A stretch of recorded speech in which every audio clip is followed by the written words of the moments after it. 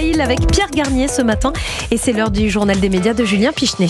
Avec un coup d'œil aux audiences pour commencer. Qu'ont regardé les Français hier soir? Le mercredi, on a rarement des scores étonnants. Ça reste assez faible dans l'ensemble. TF1 est arrivé en tête avec Elsbeth qui a réuni 3 millions tout de même de téléspectateurs pour le premier épisode. France 2 est en deuxième position avec presque ce film avec Bernard Campan.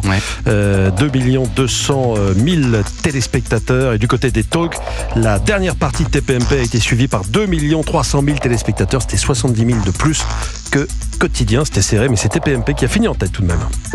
Europe 1, le journal des médias. Et puis on commence ce journal en faisant un point sur les discussions entre DAZN et la Ligue de foot professionnelle. Tout d'abord, la LFP a admis hier lors de son conseil d'administration qu'elle était en conflit avec DAZN, son principal diffuseur qui diffuse la Ligue 1 depuis le début de la saison.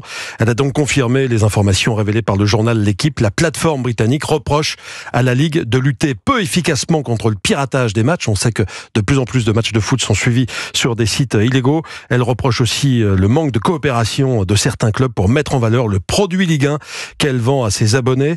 DAZN n'a payé que 50% de son échéance financière de ce mois-ci, 35 millions d'euros bruts. Pour ce qui est de l'autre moitié, elle sera mise sous séquestre en attendant que le conflit se règle. Sacha Nokovic, chroniqueur à Culture Média, qui est aussi journaliste média pour L'Équipe, nous en dit plus sur l'état actuel des choses. Une double action en justice a été lancée ces dernières semaines. DAZN a attaqué en référé la Ligue. La Ligue a attaqué DAZN de son côté pour essayer de faire valoir chacun leurs droits. La priorité pour la Ligue est évidemment de se faire payer ces prochains jours. L'audience est programmée ce vendredi matin au tribunal de commerce de Paris avec un rendu attendu début de semaine prochaine. C'est évidemment très urgent pour les finances des clubs français. Le foot français totalement dans la tourmente. Vincent Labrune, président de la Ligue, va poursuivre les discussions avec DAZN. Il a reconnu que la situation était compliquée depuis 2019, depuis l'année où ils se sont séparés du groupe Canal+, qui diffusait autrefois sans problème tous les matchs pendant des années. Vous qui aimez le foot, Pierre Garnier, vous suivez la Ligue 1 encore ou pas? Pas en ce moment, non. C'est vrai que vous avez pas pris votre à l'époque abonnement de Canal+, du coup, justement.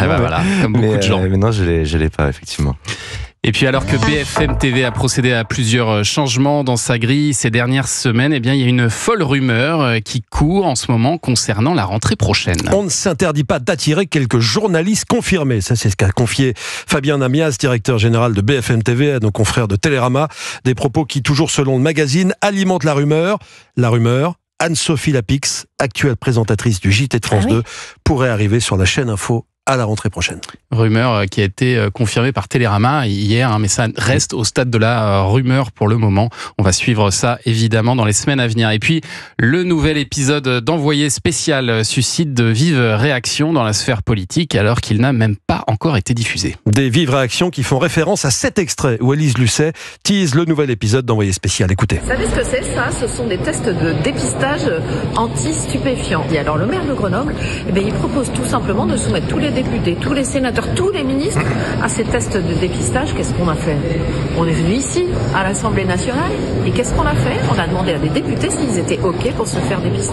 On a demandé à des députés s'ils étaient OK pour se faire dépister. Selon Élise Lucet, la plupart des politiques ont accepté de faire ces tests de dépistage de drogue devant les caméras. Cette séquence devrait donc être diffusée ce soir dans le programme de France 2. Mais suite à cette vidéo, ce teasing, plusieurs personnalités politiques ont fait savoir leur mécontentement. On s'en doute, notamment sur X, où on a pu lire « Poubelle la vie », la nouvelle émission d'Élise Lucet. Ça, c'est le poste du député macroniste Éric Bothorel. Des membres du Rassemblement national ont également réagi, comme le député Sébastien Chenu qui a écrit « Pour qui se prend-elle Élise Lucet? Juge, médecin, flic, curé ?» De son côté, la présidente de l'Assemblée nationale, Yaël Braun-Pivet, a publié un courrier adressé à Élise Lucet dans le but de lui rappeler fermement les règles qui s'appliquent aux journalistes accrédités à l'Assemblée nationale. Le fait de filmer les parlementaires en leur proposant un test salivaire lui paraît particulièrement contestable, parce que s'il y en a un qui refuse, ça peut créer évidemment une suspicion à son endroit. On comprend. Et puis, l'animateur qui nous écoute tous les matins, Michel Drucker, sera officiellement commandeur de la Légion d'honneur. Après avoir été fait chevalier de la Légion d'honneur par François Mitterrand, officier par Jacques Chirac, le célèbre animateur aux 60 ans de carrière va recevoir ce soir l'insigne de commandeur de l'Ordre national de la Légion d'honneur. Et c'est donc un troisième président qui lui remettra ce troisième grade, Emmanuel Macron. La cérémonie aura lieu en présence de plusieurs politiques. Il y aura le Premier ministre François Bayrou, l'ancien président François Hollande, le ministre de l'Intérieur Bruno Retailleau. Seront Seront présents également la présidente de France Télévisions, Delphine Ernotte, l'animateur Laurent Ruquier, le chanteur Adamo, que Michel Drucker connaît depuis ses débuts en 64, ainsi que les proches de Michel Drucker, sa famille, ses nièces Léa et Marie, ou encore le musicien Jean-Michel Jarre. À propos de Michel Drucker, je crois que Pierre Garnier sera bientôt son invité sur le canapé. Alors, est-ce qu'il a tenu sa promesse? Parce que la dernière fois que vous êtes venu dans l'émission, Pierre Garnier, il vous a appelé, vous vous souvenez, il vous a appelé en direct et pour vous proposer de participer à un Vivement Dimanche. Il a tenu sa promesse? Oui, il tient toujours ses promesses, c'est ce que je viens de dire. Donc vraiment. vous avez fait Vivement Dimanche? Peut-être. D'ailleurs, alors nous on a une info qui est sûre, c'est que Michel Drucker recevra dimanche l'humoriste Jean-Philippe Janssen dans Vivement Dimanche, et Jean-Philippe Janssen sera l'invité de Culture Média demain. Thomas, il sera avec vous.